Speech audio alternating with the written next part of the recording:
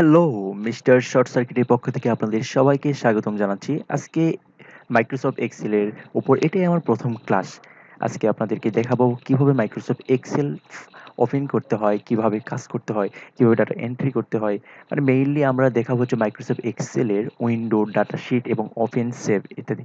চলুন তাহলে দেখা যাক কিভাবে কাজ করতে হয় মাইক্রোসফট এক্সেলটা।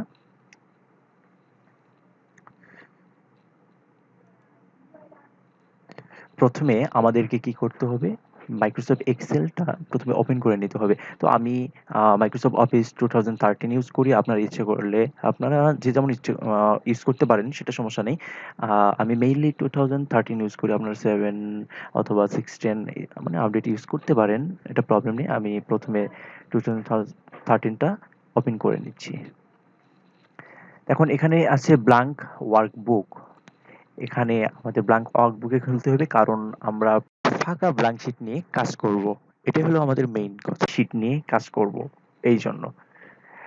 তাহলে আপনারা দেখতে পাচ্ছেন ফার্স্ট এইরকম একটা স্ক্রিন, একটা পর্দা দেখতে পাচ্ছেন।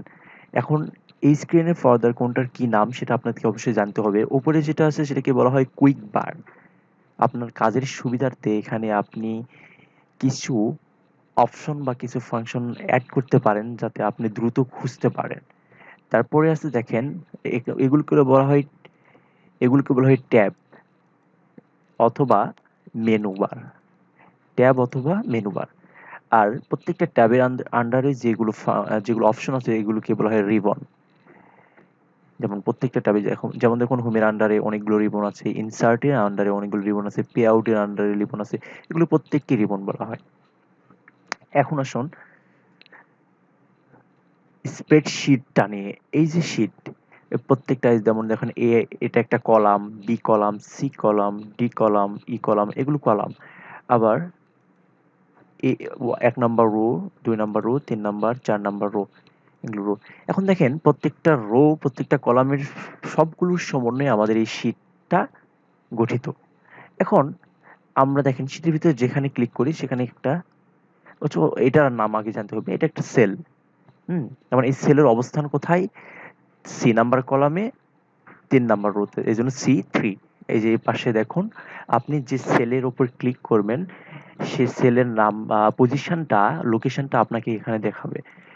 যেমন এখানে দেখেন D5, এখানে দেখুন F10, ঠিক আছে? আর এটা হলো ফর্মুলা বার। এখানে আপনি বিভিন্ন ফর্মুলা এড করে যোগ, বিয়োগ, গুণ, ভাগ ইত্যাদি করবেন। আমরা নেক্সট ক্লাসে এগুলো আমরা অবশ্যই জানবো।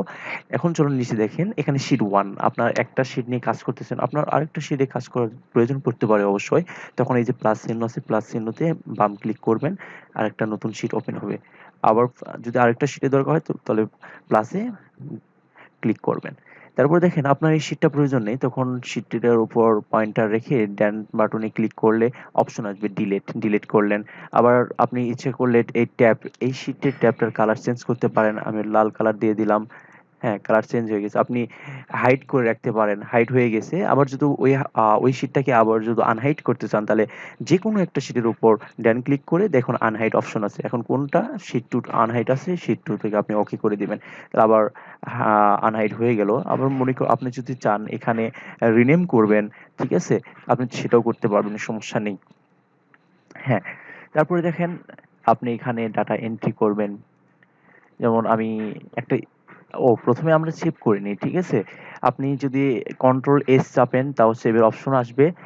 আর যদি ওইটা যদি না চাপেন তাহলে ফাইলে গিয়ে সেভ অথবা সেভ অ্যাজে যাইতে হবে। আচ্ছা, সেভে গেলাম।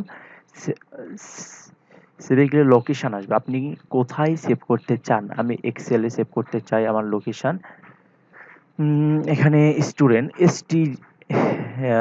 স্টুডেন্ট ডাটা STDAT ডাটা লিখে সেভ করে দিলাম। যেমন দেখেন স্টুডেন্ট ডাটা লিখলাম, উপরে এটার একটা টাইটেল চলে আসলো, ঠিক আছে? এখন আপনি এটাকে ডাটা এন্ট্রি করবেন। স্টুডেন্ট নেম, অবশ্যই একটা স্টুডেন্টের নেম, মানে ওই স্টুডেন্টের অবশ্যই একটা সিরিয়াল নাম্বার থাকবে অথবা রোল নাম্বার থাকবে, এটা আপনারা অবশ্যই জানেন। প্রথমে তাহলে SL নম্বর, তারপরে নেম, তারপরে এজ, ডিস্ট্রিক্ট,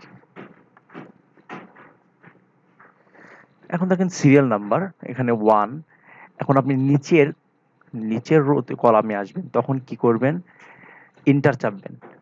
2, 3, 4, ঠিক আছে? আবার নেম করেন যে নোমান সৈকত, এন্টার। শাফিন, এন্টার।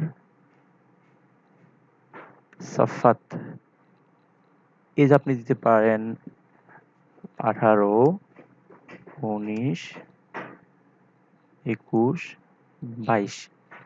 ডিস্ট্রিক্ট আপনি দিতে পারেন বগুড়া।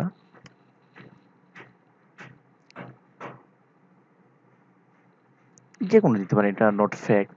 আমি যে এটাই দিচ্ছি তার মানে এটাই হতে হবে, এটা কোনো ইয়ে না। রাজশাহী,